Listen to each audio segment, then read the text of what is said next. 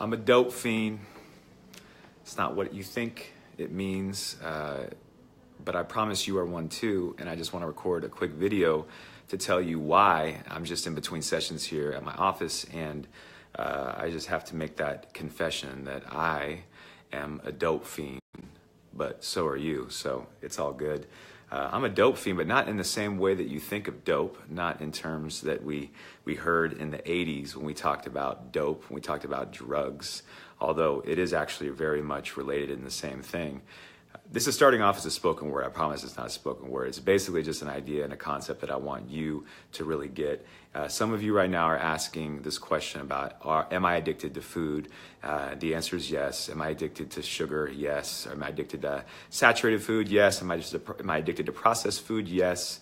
Yes, yes, yes. Am I addicted to, am I addicted to shopping? I don't know, but the thing that they all have in common is dopamine. Okay, so that's I guess the part I should really say. Dopamine. Dopamine, what is it? It's a chemical in the brain that gets released when we start to hit the pleasure-seeking parts of our brain, right? That chemical makes us feel good. Two things activate that. One happens to be sex, the other happens to be food.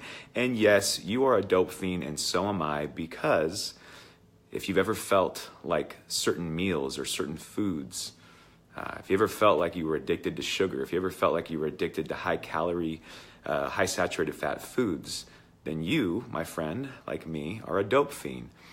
And what happens is that our brain gets hooked on this dope, and we look for more and more dope in many different ways. A lot of it can be met through food. It can also be met once we take away the food equation from finding, I think, even, rushes of likes on our news feed, or on compliments, or on, how flirtatious someone is with us. There's so many things that release dopamine.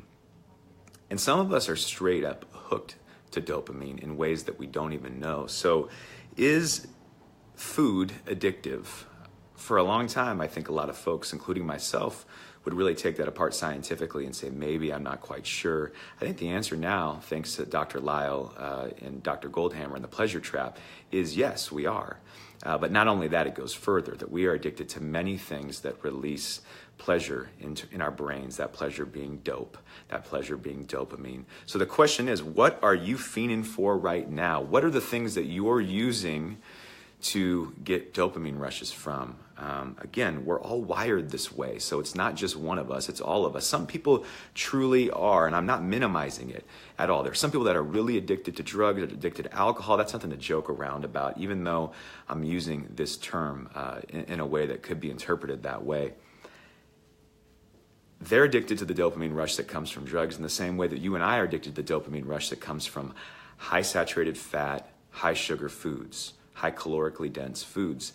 In the way that some of us are addicted to likes in our news feed, in the way that some of us are addicted to attention from the opposite sex or same sex, depending on what your preference is.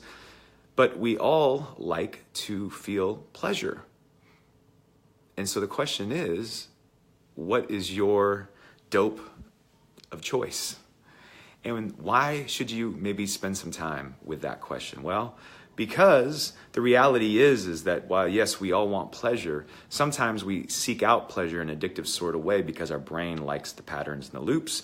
But I happen to think, and my little addition into this whole pleasure trap would be a little footnote that says, yes, and sometimes, just sometimes, we also tend to be in emotional states where I think stress, loneliness, anxiety, depression, I think sometimes we look to the dope to change our feeling states. I think that we look for the food. I think that we look for the shopping. I think that we look for the Facebook likes as a way to change our feeling state. And we all know it's dangerous because eventually the high we get from that dopamine wears off, and all of a sudden the guilt kicks in after a binge, whether it's eating, drinking, whatever it may be. We know those things are temporary, so the question is, what kind of dope are you addicted to? What kind of dope are you fiending for? And what are some long-term things you can get dope from that might actually be good for you? So again, the fact that you are pleasure-seeking means that you're a human.